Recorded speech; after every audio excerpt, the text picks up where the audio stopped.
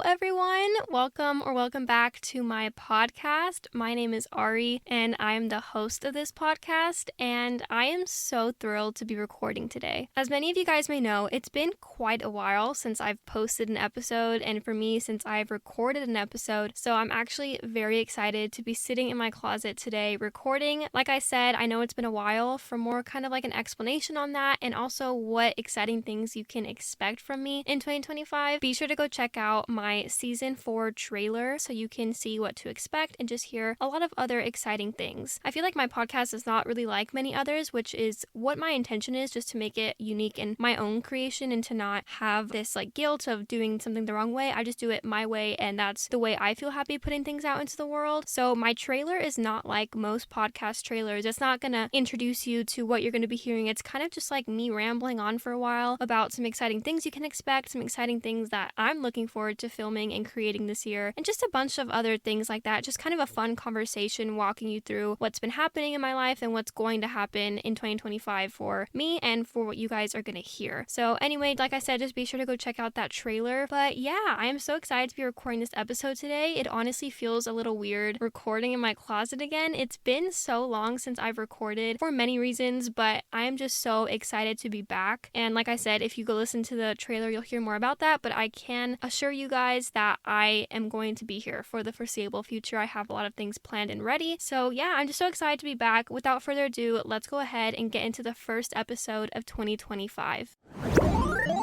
Okay, you guys, so we are starting 2025 off with an amazing middle grade book series. The series is called Marius Grey, and it consists of 2 books as of right now. The first book is called Brick, Dust, and Bones, and the second book is called Darkness and Demon Song, and they are by none other than M.R. Fournet. Okay, so let's go ahead and jump straight into some basic information about these books. So let's talk about the first book first. So like I said, the first book is called Brick, Dust, and Bones. It's a middle grade. It's by M.R. Fournet. It's around 250 pages. I think it's like 247 pages. It's spooky. It's kind of fantastical. Also paranormal, horror, has to do with ghosts. It's fiction. Also a little bit magic, and it is for middle grade, so it's juvenile. So those are just kind of some main things about it. And let's go ahead and talk about what you can expect from the book. The main character that we're following is Marius Grey, and he is a monster hunter, which first of all, I don't think I've ever read a book with a little kid monster hunter. So that's already bonus points for uniqueness and originality. I totally love that. I love that he's a monster hunter, and I love that in this world with Marius Grey, the boogeyman and mermaids and other monsters exist. So I already love the world building and I love the plot of the story. But even as much as I love that Marius Grey is a monster hunter, he's actually not supposed to be. He's only 12 years old, and his job is actually a cemetery boy, which is what he does is he looks after the ghosts in his family's graveyard. So what he should actually be doing is taking care of the ghosts and making sure they're okay. But what he is doing, what that he's not supposed to, but what he chooses to do is to be a monster hunter. Now, the reason why he's breaking the rules, or not breaking the rules, but not doing what he's supposed to, is because he is trying to get his mother back. So by being a monster hunter, he earned this kind of like money in a way, and he wants to be able to get his mother back who disappeared. So I feel like just knowing that sentence should be enough to intrigue you to read it. But it also takes place in New Orleans, which is like the perfect setting for cemeteries and ghosts and monster hunters. I mean, I could not love that setting more than I possibly do. But yeah, so he's trying to get his mother back, and he's trying to get her back by these mystic coins, and he only gets these mystic coins by catching monsters. So he wants to catch more monsters, more bigger, dangerous monsters, because the more dangerous they are, the more mystic coins you get. And he's trying to get his mom back as soon as possible because the window to get her back is closing. So he's trying to catch as many monsters as he can so he can get his mom back. And yeah, I just love that the reason why he's kind of breaking the rules is because he loves his mom so much. So I think that's a wonderful message. And I also love it because he's young and he is trying to do this on his own, which is sad in a way that he has to, but also it's really empowering because age doesn't stop him. He doesn't let that stop him. He continues to try his best and to try to get his mother back. So I love the whole story. I also really liked the writing. It was super intriguing from the start. I mean, honestly, for me, I already was really intrigued just by like the one sentence synopsis synopsis that I saw on Goodreads, so I already wanted to read it from that point. And then I started reading it, and like it just throws you right into this very dramatic, intense scene, and I could not love that more. I love when books just kind of throw you into a scene. You're like, what the heck is happening? But then you figure it out, and you're like, oh my gosh, that was so amazing. That's so good. And then as you read, you're like, oh yeah, that totally makes sense. So I love that it kind of threw you into something. It basically throws you into a scene where you're kind of confused, but Marius is hiding in a closet of a little girl's room, which sounds a little creepy, but he's hiding in a closet because the boogeyman is coming for this little girl. So that's one of the monsters that he's trying to catch. And like I said, just super intriguing. Love the writing. Really great intro to the book. And also, it's a really creative idea. Like I already said, super original, but also like it's so original. I love it so much. It's just a great idea. I've never read anything like it. So I really enjoyed reading something new for the first time, especially in a middle grade. And also the world building was amazing. I loved reading a book that took place in New Orleans that had boogeymen and monsters and mermaids and monster hunters and ghosts and cemeteries. All these things. I absolutely loved the world building. I truly felt like I was there with Marius. I also just loved the whole meaning, backstory behind the story of the reason why Marius is a monster hunter is because he wants to save his mom and bring her back. I think that is so sweet and something that I know I would definitely do, and I'm sure a lot of kids would do for their mothers or fathers. So I think that's such a great story for kids to read. So just to kind of wrap up my review here, I love the whole synopsis. I love the idea of the story. I love the premise. I also love monster hunters. Literally, if monster hunters are involved, count me in. It's as simple as that. I will read the book. So not only did it have monster hunters, but it also did not fail to impress me. I loved it so much. I am so happy to have the book, which thank you so much, Michelle, for sending it to me, sending me the first book in your amazing series. Brick, Dust, and Bones was such an incredible read. I really recommend it to you guys if y'all want to check it out. Before I move on to kind of talking about the second book really quickly, I definitely do want to talk about some little extras / bonuses that I included in my reviews. So one thing that I really loved in the book was that it has these little chapter starters / like headers that have designs on them. So at the start of every chapter, it's the same design for every chapter, but nonetheless, it's still a design on every chapter. Me and my mom were kind of debating what it is. So it could either be like a tunnel. It looks like just an arch. So it could either be like a tombstone, a tunnel, an archway, a portal. I'm not entirely sure. I'm just getting creative here, but I do love when a book has these like chapter headers. So that was really great to see. And also it has an epilogue, which I love when books have epilogues. I just feel like it adds so much more to the story and it kind of closes it off, but also starts off the next book in a really fantastic way. So those were just some extras that I kind of wanted to include in the review. If you like books that have chapter headers,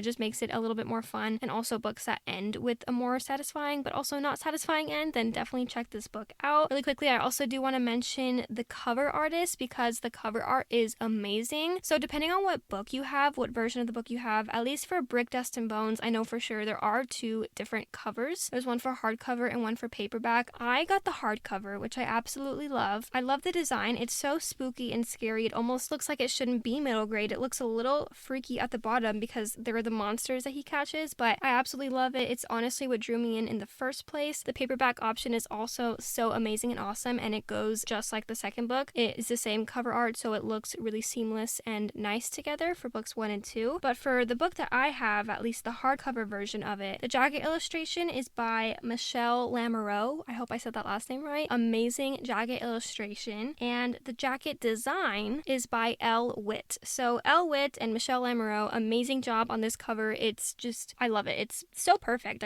I love it so much. Good job to you guys. Y'all really did an amazing job on this cover. And let's go ahead and move on to the second book. So I actually don't have the second book in the series, so I can't talk too much about it. I'm just going to kind of give a quick little synopsis of it. Honestly, if you read the first one, you're going to want to read the second one because from what I've heard, it follows right into it. But it's called Darkness and Demon Song. It is, of course, by M.R. Fournet. It's, I think, around 350 pages, and it is the same as the first book genre-wise. It's paranormal fiction, it's middle grade, it's kind of fantastical, all of that stuff. It kind of has the same elements in it, which I love, and I don't want to give away too much, but I also can't because I don't actually know what happens in the book. But from what I've heard, it follows the first book, it picks up right how the first book ends, and people have told me it has a really exciting beginning. So kind of like the first one, I think it just throws you into the story and you're already gonna love it from the get-go. So I'm really looking forward to reading the second book. I'm definitely going to check it out soon, and if you guys read the first book, which I really recommend you doing so, we can read the second book together because I know it's just going to be amazing. I think we're going to get to know more about some characters, get to spend more time with them, and of course it's going off of how the first book ended, which is an amazing ending. So I'm really looking forward to reading it. I really recommend you guys reading it. And before we jump into today's interview, let's go ahead and talk about Michelle for a second, which is the author, M.R. Fournet. So first of all, yes, her name on the book is M.R. Fournet, but her first name is actually Michelle. So every time I refer to a Michelle, I'm not talking about someone random. I'm actually talking about the author. I probably should have said that from the beginning, but let's talk about Michelle for a second. So she actually loves myths and legends of New Orleans. She loves reading them and kind of researching them, which is why this book is so awesome. She had so much research to go into what she was writing. So like I said, that's what made the book so much better. Some other cool facts about her is that she's actually a professional artist. She is a belly dancer and an autism mom. So super sweet, super cool. She also lives in Texas and she has a husband, a son, and a cat. And then the last and also most exciting fact I have here is that Brick, Dust, and Bones is actually her middle grade debut. So Brick, Dust, and Bones is book 1 in the Marius Grey series, which is so exciting that it was her debut. Such an amazing debut, by the way, like such a way to start. And now you guys, I think it's time to get into the interview part of this episode. It was so much fun getting to talk with her. I'm so excited for you guys to hear it. So here is the interview that I got to do with M.R. Fournet for her middle grade book series, Marius Grey.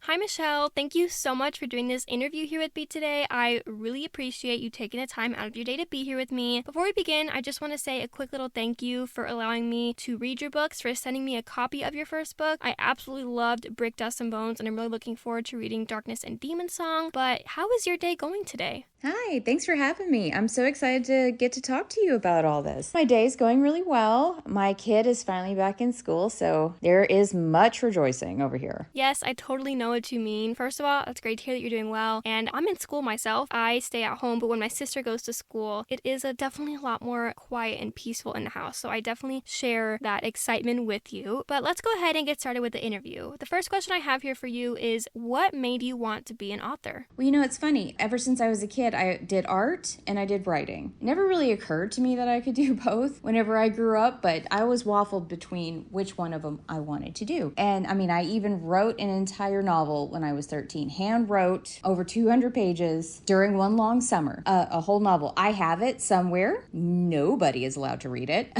It is, I'm sure, terrible, but hey, I checked that box. I wrote my first novel when I was 13. So whenever I was a teenager in high school, I actually did get a job as a digital artist for a video game company. And so when it came time to choose my major, I was like, well, you know what? I'm going to go to art school because I know if worse comes to worse, I know I can go do digital art for video games. So I went to the Ringling College of Art and Design. I always tell people that I'm a Southern Slytherin who went to art school, but try saying that 5 times fast. And I got my degree and I did do freelance illustration and I also worked in video games. But I missed writing the stories. I missed coming up with creepy monsters. I missed telling all these crazy stories I had in my head. So I would write them on the side. So I kind of became an artist that had a writing hobby. And then after a while of working on it, I started getting books published. And after years of being in the video game industry and that just being really hard, I ended up leaving the video game industry to raise my son and continue my writing. And now I have a writing career with art as a hobby on the side, which is kind of fun because I get to illustrate all these monsters that I write about. And that's just kind of like, the dream job. If I wish I could go back to my younger self and say, hey, guess what? You can do both. I would have been really excited to know that this was going to be my future. Oh yeah, I bet. As a kid, you kind of just want to do everything all at the same time. You want to make all of your dreams a reality, and to know that you actually did get to do that. You're an author and an illustrator, like you said, and you did the video game stuff for a while. That's super cool that you got to achieve all of that, and I'm sure are still going to achieve so much more in your life. So that's really nice. I like that a lot. That's actually motivational for me. But starting from the beginning, though, what you said, I think that's so cute and awesome that you wrote your first whole novel when you were 13, did you say? That is amazing, actually. I did not write anything when I was 13. I probably wrote like a short story that was like a paragraph. And that's so cute that you just wrote a whole book. I kind of wonder what it was about. I obviously respect and completely agree with not wanting anyone to see it. I don't want anyone to see my older writing because I've always liked to read, which therefore meant I like to write as well. So I'm sure you can find some really innocent, poorly written stories from when I was a little kid. I actually remember when I was a little kid, I would sit down with my mom and write stories, and we would get from magazines, we would actually actually go through like old magazines and cut out the little images of like goldfish or cereals or little outfits or people or whatever, and then I would make my stories from that. So I would actually go to a magazine, cut out little images, and then make my story like those, like the little kids books that are like for early readers that have pictures instead of the words. So that was super fun. I definitely used to do that. Those aren't writing technically, but they're still a form of writing, and it was super fun for me. But once again, I just think that's so great that you wrote your first story at 13. Also, love the Harry Potter reference. I am a huge Harry Potter fan. I believe I'm a Gryffindor. I think when I took the sorting quiz, it actually put me in like Hufflepuff, but then I took another quiz and it gave me Gryffindor, and I'm gonna choose to be Gryffindor because I want to be a Gryffindor. I know it's kind of cliche because Harry Potter is a Gryffindor, but honestly, I just feel like that's what my heart calls me to do. Also, you gave me a challenge. Let's see if I can try saying Southern Slytherin 5 times. I don't know if I'm gonna be able to. I might embarrass myself, but let's try. Okay. Southern Slytherin, Southern Slytherin, Southern Slytherin, Southern Slytherin, Southern Slytherin. Ooh, I kind of messed up at the end there. That was fun though. Okay. I feel like I did a lot better than I thought I was gonna do. I probably sounded weird, but oh well, that was fun. Anyone listening right now, either when she said it or as I just did it, pause it right now and try saying oh my god, I can't even say it. Try saying Southern Slytherin 5 times and see if you can do it. Anyway, moving along, I think it's so cool that you were a video game designer, or you were a part of that world, and that you still kind of get to draw your monsters like you said, which is so amazing, so cool. But yeah, so now moving on to the next question I have for you. What is the story behind why you decided to write your amazing books, Brick, Dust, and Bones, and Darkness and Demon Song? Yeah, with Marius Grey, it's my first book in middle grade horror. Before that, I wrote young adult and adult historical fiction and fantasy historical fiction. But I decided to go back to what I used to like to read whenever I was a kid, and I loved horror. I really love fantasy horror. I love the R.L. Stein Fear Street books and Stephen King and Scary Stories to Tell in the Dark, and they were by far my favorites. So I said, I can write this. I can totally write this. So I got this image of a boy that lives in the graveyard, and he fights monsters, and all he wants to do is get his mom back. And what better location than South Louisiana? I'd spent many summers going to Louisiana and fishing with my Cajun family, and my mom was born in Houma. And I'm convinced that Cajuns love doing 3 things more than anything else. They love eating, drinking, and telling wild stories. And they're always some of the best. But whenever I was looking into them, I'd say that the Cajun stories were a gateway to all the other folkloric monsters that I discovered. They range from cryptids to folk monsters to all kinds of strange interwoven tales. And looking into them was really a treat, partly because very few of them had the same story. There's lots of different takes on every different monster. And I was able to either take parts of one and mesh it with another version of it. That's the great thing about writing something or creating something. Yeah, maybe the folklore says this, but it works better if I tweak it for this story. It's the great thing about folk tales is that they can change, they can alter. So I had a great time coming up with a story around Marius Grey, who lives in the cemetery, and these crazy fun monsters that he goes up against, all in the name of getting his mom back and putting his family back together. You know what? I absolutely love that. I love when authors tell me that they wrote the books because of personal experience in a way. And obviously I know you don't live in a graveyard, although that would be cool. But like you said, you kind of grew up hearing stories and still do hear crazy stories, and they're so amazing and fun. I'm sure I would love to hear some. I think it's so amazing that you thought, you know what, I love these authors, like you said, R.L. Stein, Stephen King, all these other books that you had inspiration from, and you thought, let me make my own. And honestly, I've read R.L. Stein. I have not read Stephen King, but I read a little bit of it. My sister read it to me. But I think that you took from them like the inspiration and you made it completely your own, which I think is the best thing an author can do. Every author has their own way of writing and their own way of storytelling, and I think yours is just so amazing and wonderful to read and to see, and to now know that you thought, you know what, I'm gonna write something that I would enjoy reading. I think that's honestly when some of the best work comes from authors. If you're trying to write something that you don't really feel like writing, it might not work out so well, or it might work out really well, but I think your chances are better of writing something that you're gonna love if you used to love to read it, or you still love to read it, and you have all this inspiration and you get to make it your own. So I love that that's the reason why you wrote these books. I can definitely feel that in the writing and in the pages and in the story. So I really love that. But moving on to the next question I have for you, are any of your characters in your books based on people in your personal life? And if so, which characters and which person in your life? Honestly, I tried not to make characters exactly like people I know. show, or even just people that I observe, I feel like that can get a little sticky. That doesn't mean that I'm not inspired by certain things or take pieces of people and put them into certain characters. I can tell you that my 13-year-old self, if I had a mermaid that I would have wanted to be exactly like, it'd be Rhiannon. Flesh-eating monster that's also kind of cute and sweet to a point. That would be me. That tracks. I'd say Mama Roo has a lot of my grandmother, my mom's mom. Very sweet and loving. I'd say Mama Roo is kind of a combination of my grandmother and Kathy Bates from The Waterboy.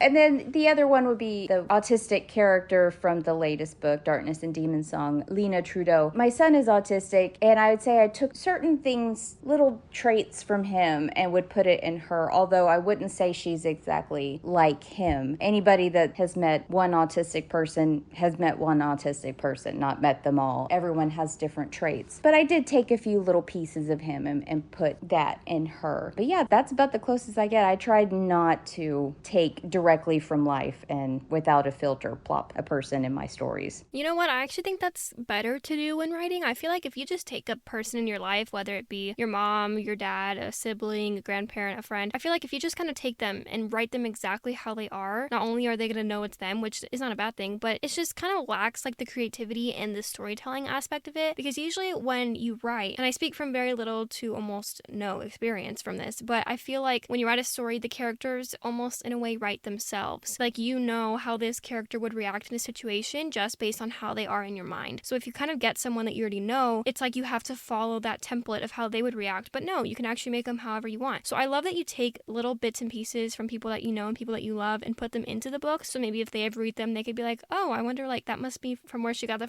from me. Like your son, if he reads your books, he could be like, oh, my mom put that in there for me. That's so sweet. Or, your other family members. I think that's just such a great way of doing it. Just kind of sprinkling in little bits and pieces that you think would go great in the story and also making the other half up on your own. So I think that's actually a wonderful way of writing characters, to have them relate to you a little bit, but also to let them have their own way of living and their own character. So I really love how you set that. And now moving on to, unfortunately, the last question I have for you. I can't believe we're already at the end of this interview. It's more of a fun question. I like to end my interviews with fun, kind of non-book related questions, but it kind of at the same time goes hand in hand with your writing and books. So since your book is kind of a spooky / horror middle grade, what is your favorite horror movie or TV show? Ooh, that's a hard question. I love so much horror stuff. I mean, I love Supernatural and, Buffy the Vampire Slayer, all this stuff. I'm actually reading the Catherine Arden's Small Spaces stories with my son right now. But I'd say overall my favorite, and I'm super excited about the new movie that's coming out, is Beetlejuice. I've loved that since I was a kid. I watched the animated series. Super, super, super excited to see the new movie. In fact, I'm going to be glam Beetlejuice for Halloween, and if my kid doesn't tell me what he wants to be for Halloween, he's going to be a sandworm. So yeah, Beetlejuice, Beetlejuice, Beetlejuice. That's my pick. Ooh, that's an awesome pick. And don't hate me for saying this, I have not seen the movie yet. I know. I'm sure everyone just gasped, but I have not seen the original or the new one yet. I really do want to see them, but I haven't. I'm definitely going to see them this year. Actually, probably like this month. I really do want to watch them. I'll let you know if I love them. I'm sure I will, especially the new one. But I love that was your favorite. I've obviously heard about it and seen clips and stuff, so I think I'm gonna love it. I think that's an amazing choice. And hold on a second, let's go back to when you said the book series you're reading with your son, Small Spaces by Catherine Arden. I absolutely love that series. I read it a while back. I don't remember how long ago, but I read it and I absolutely loved it. I read them all back to back because I read them after they were already out. And my favorite one, I think it's the second one, but it might not be, but the one that has where they it takes place in the winter and they're stuck at the lodge or the cabin. I absolutely love that one. I think it's the most scariest thing. I was scared to look in a mirror, I think. Yeah, I was scared to look in a mirror for a little bit after that because, well, if you read the book, you know what I'm talking about. But amazing story. I believe it's the second one. I'm probably mixing things up. No, I'm pretty sure it's the second one. It's called Dead Voices. I think that's the name that comes to mind. It's a blue cover. It's snowing. It's winter. And anyway, I absolutely love that series. I love that book. So that's amazing that you're reading that book with your son. I'm sure he's enjoying them as much as I did. But yeah, that is bringing our interview to a close. Thank you so much for taking the time out of your day to sit here and do this interview with me. It was so much fun getting getting to chat with you about your book, your writing process, and what your favorite horror movie is. I really enjoyed it. But once again, thank you so much, and I hope you have a wonderful rest of your day. Well, thanks so much for having me, Ari. This was a lot of fun. I'm so glad you enjoyed my books. That just warms my heart. So you have a lovely day, and everybody have a great and productive spooky season.